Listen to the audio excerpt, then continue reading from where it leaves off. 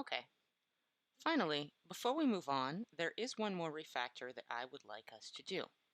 It has to do with this segue code that we created up here. Now, this segue code works, but it's a little bit tough to read. We have a lot of nested conditional logic here, and there aren't really alternatives for this conditional logic. So it's not a branch of like, if this, then that, and if not, then this, and then numerous branches going down from there like a tree. Rather than having several branches of conditional logic, what we really have here is one main code path and several problems that we might run into trying to get to that code path.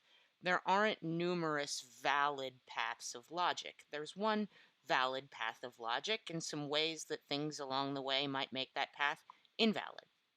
In that situation, it's not really accurate to represent the code as a whole bunch of different tiers of conditionals like this.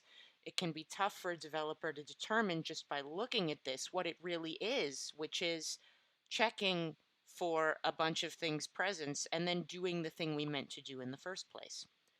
Swift has a structure that we can use for this, and it's called a guard clause.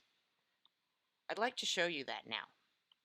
So instead of saying if let destination blah blah blah, in this situation we can say guard let destination blah blah blah.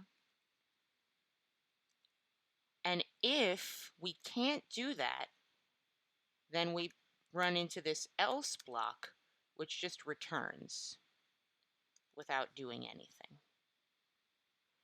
This accurately represents that there's a condition we need to check for, and we'd like to run the body of our method as long as that condition is met. We can do the same thing with each one of these blocks. We can do guard, let, take our optional binding here, else, return, and finally we can do guard, let, blah, blah, blah,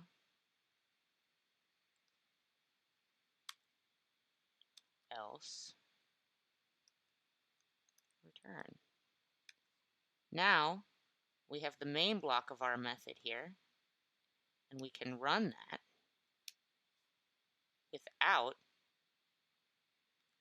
nesting it inside of all of this logic. Now it's much clearer to see there are three things that need to be true in order to run the meat of this method, and here's where that is once those conditions have been confirmed. We can in fact combine guard clauses as well.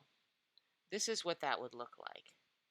I take the else here, I get rid of it, and I add a comma, and then I take off the guard at the beginning of the next thing. So it goes guard, let, comma, let, and then again, comma, let, and then else, return. Good. So this is generally the way that I would structure something like this. I want people to know at the beginning I'm guarding against some invalid inputs. There are three of them. This is what they are. If one of those three inputs is not valid, then what I'm going to do is return. It's easy for folks to read, and provided all of my conditions are met, here's the code that I will be running. If we run it, we'll see that everything should work exactly the way that it did before we performed this refactor. It's just a little bit easier now for developers to read the intent of what our code is doing.